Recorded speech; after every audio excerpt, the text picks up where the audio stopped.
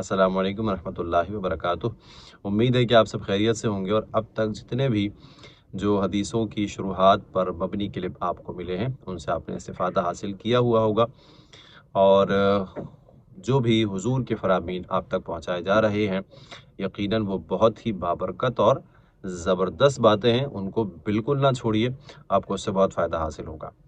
تو آج بھی کچھ اپنے پیارے نبی صلی اللہ علیہ وسلم کے بارے میں کچھ اور باتیں بھی سنتے ہیں۔ جیسا کہ گزشتہ کلپ میں آپ کے سامنے یہ بات میں نے بیان کی تھی کہ اللہ کا یہ طریقہ کار ہے کہ جب کبھی کسی نے حضور علیہ الصلوۃ والسلام کی ذات پر اعتراض کیا تو پھر اللہ تعالیٰ نے اس کا جواب دیا اور اس کا رد کیا۔ جیسا کہ آپ کو بتایا تھا کہ سورہ کوثر کے نزول کے بارے میں آپ کو بتایا کہ سورہ کوثر کا نزول کیوں ہوا، کہ جب کافروں نے حضور علیہ الصلوۃ والسلام کے شہزادے کے انتقال پر حضور کو طعنے دینا شروع کیے، تو پھر اس وقت تو ایک تسلی کا وقت تھا اور حضور کی حوصلہ افزائی کا وقت تھا اور حضور کو سہارا دینے کا وقت تھا۔ تو اس وقت جو کفار تھے انہوں نے حضور کو طعنے دینا شروع کر دیا اور کہا کہ معاذ اللہ، حضور جو ہیں یہ تو ابتر ہو گئے، مقطوع النسل ہو گئے، اب ان کا سلسلہ ختم ہو گیا، ان کا ذکر مٹ جائے گا، اب ان کو کوئی نہیں جانتا، ان کے مشن کو آگے لے کے چلنے والا کوئی نہیں ہے۔ تو پھر اس وقت اللہ تعالیٰ نے سورہ کوثر کو نازل فرمایا اور اللہ نے فرمایا کہ انا اعطیناک الکوثر، حبیب ہم نے آپ کو کوثر عطا کر دیا۔ تو ایک طرف حضور علیہ الصلوۃ والسلام کے شہزادے جو ہیں ان کا وصال ہو گیا، اور ایک طرف اللہ تعالیٰ حضور علیہ الصلوۃ والسلام کو یہ بیان فرما رہا ہے کہ ہم نے آپ کو کثرت عطا کر دی۔ تو یہ بھی یاد رکھیں کہ جو چیز آپ کے پاس ہے اس کی طرف غور کرنا چاہیے، اللہ نے آپ کو کیا دیا ہے اس پہ غور کرنے کا سلیقہ آنا چاہیے کہ کیا کیا چیزیں میرے پاس ہیں۔ اگر ان میں غور کرتے جائیں گے تو جو چیزیں آپ کے پاس سے جا چکی ہیں آپ کو اس کا اتنا افسوس نہیں ہوگا، اتنا اس کا غم نہیں ہوگا۔ یہ صوفیاء نے اس بات کو بیان فرمایا ہے کہ اللہ تعالیٰ نے حضور کو کثرت کا بیان فرمایا کہ ہم نے آپ کو کثرت عطا کر دی۔ تو اسی لیے جو چیزیں ہیں ان پہ غور کرنا چاہیے، تو پھر آپ کے دل میں شکر کی توفیق پیدا ہوگی اور آپ اللہ کا شکر ادا کریں گے۔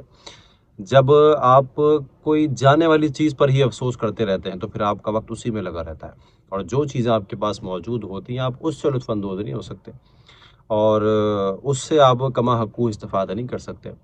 تو اللہ تعالیٰ نے حضور علیہ الصلوۃ والسلام کو بیان فرمایا کہ ہم نے آپ کو کثرت عطا کر دی، ہم نے آپ کو کوثر عطا کر دیا۔ حالانکہ حضور علیہ السلام کے شہزادے جو تھے ان کا انتقال ہو چکا تھا، ان کا وصال ہو چکا تھا۔ تو اللہ تعالیٰ نے سورہ کوثر کو نازل فرمایا اور حضور علیہ الصلوۃ والسلام کو بیان فرمایا کہ انا شانیہ کا هو الابتر، کہ یہ جو آپ کے دشمن ہیں یہی ابتر ہیں۔ جب انہوں نے آپ کو مقطوع نسل کہا اور کہا کہ اب ان کا سلسلہ ختم ہو جائے گا، اب ان کے ذکر کو کوئی آگے لے کے چلنے والا نہیں ہے، تو پھر اللہ تعالیٰ نے فرمایا کہ یہ جو آپ کے دشمن ہیں یہی ابتر ہیں، یہی مقطوع النسل ہیں، انہی کا ذکر بڑھ جائے گا اور یہی ختم ہو جائیں گے۔ ایسا ہی ہوا۔ اسی طرح میں نے آپ کو بتایا تھا کہ اللہ تعالیٰ نے سورہ لہب کو کیوں نازل کیا، کہ حضور علیہ الصلوۃ والسلام کو اللہ تعالیٰ نے فرمایا کہ وَأَنذِرْ عَشِيرَتَكَ الْأَقْرَبِينَ، کہ اب آپ اپنے قریبی رشتہ داروں کو ڈرائیے۔ تو حضور نے پھر سارے جو قبیلے تھے قریش کے اور عرب کے جو قبائل تھے ان سب کو جمع کیا، تو سارے لوگ آئے۔ حضور نے سب کو کہا کہ اگر میں اس پہاڑ کے پیچھے تم پر ایک لشکر حملہ کرنے والا ہے تمہیں یہ خبر دوں تو تم یقین کرو گے؟ سب نے کہا ہم یقین کریں گے۔ تو جب حضور علیہ الصلوۃ والسلام نے یہ بیان فرمایا کہ پھر میں اب تمہیں خبر دیتا ہوں کہ اگر تم اللہ کے ساتھ شریک کرتے رہے، اللہ کا شریک بناتے رہے، بتوں کی پوجا کرتے رہے، تو پھر تم پہ اللہ تعالیٰ کا عذاب نازل ہوگا۔ تو پھر اس وقت جو حضور کا چچا ابو لہب تھا اس نے حضور علیہ الصلوۃ والسلام کی شان میں بہت ہی گستاخی والے الفاظ استعمال کیے اور کہا تبا لکا معاذ اللہ۔ اس نے کہا حضور آپ جو ہیں وہ تباہ ہو جائیں، ہلاک ہو جائیں، آپ نے ہمیں اس لیے یہاں پر جمع کیا۔ تو حضور علیہ الصلوۃ والسلام خاموش رہے، لیکن اللہ تعالیٰ نے حضور علیہ الصلوۃ والسلام کا دفاع کیا اور حضور کی طرف سے جواب دیا، اور اللہ نے فرمایا تبت یدا ابی لہب و تب، ابو لہب تم ہلاک ہو جاؤ اور تمہارے دونوں ہاتھ ٹوٹ جائیں۔ ما اغنی عنہ مالہ وما کسب، کہ ابو لہب کا مال بھی اور اس کی کمائی جو ہے وہ اس کو فائدہ نہیں دے گی۔ اور آگے فرمایا سیصلی نارا ذات لہب، کہ عنقریب یہ بھڑکتی ہوئی آگ میں ڈالا جائے گا۔ اور پھر اس کی جو بیوی تھی وہ بھی حضور کی گستاخ تھی، اس کی بھی اللہ تعالیٰ نے مذمت کو بیان فرمایا۔ اسی طرح آگے جو ایک نئی بات ہے وہ یہ ہے کہ سورہ قلم میں اللہ تعالیٰ نے کافی ساری ایسی آیات کو نازل کیا کہ جو حضور کے گستاخ ولید بن مغیرہ کی مذمت میں نازل کی گئیں۔ اور یہ ولید بن مغیرہ جو تھا یہ حضور کا گستاخ تھا اور حضور علیہ السلام کی شان میں گستاخیاں کیا کرتا تھا، اور اس نے حضور علیہ السلام کو مجنون کہا تھا۔ تو اللہ تعالیٰ نے پھر سورہ قلم کو نازل فرمایا وما انتا بنعمتی ربک بمجنون، آپ اپنے رب کی نعمت سے مجنون نہیں ہیں۔ پہلی بات تو یہ۔ دوسری بات پہ اللہ تعالیٰ نے ولید بن مغیرہ کے 10 عیوب کو ذکر کیا، جس میں سے فرمایا اللہ تعالیٰ نے فلا تطع کل حلاف مہین، اللہ نے فرمایا کہ آپ بہت ہی زیادہ حلاف یعنی بہت زیادہ قسمیں کھانے والے کی پیروی نہ کیجیے گا۔ اور اللہ تعالیٰ نے اس کو فرمایا کہ مہین کہتے ہیں ذلیل کو۔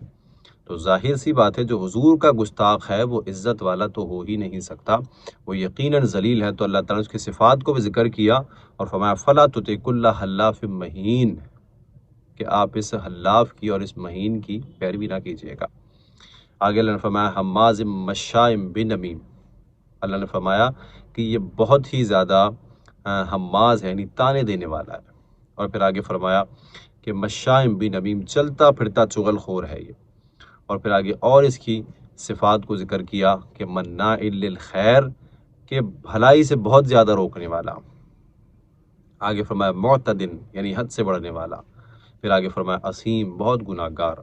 آگے اللہ نے ایک اور بات بیان فرمائی کہ عتلم بعد ذالک زنیم، اللہ نے فرمایا کہ سب سے بڑی بات یہ کہ نطفہ حرام سے ہے، یہ حلالی نہیں ہے، یہ حرامی ہے۔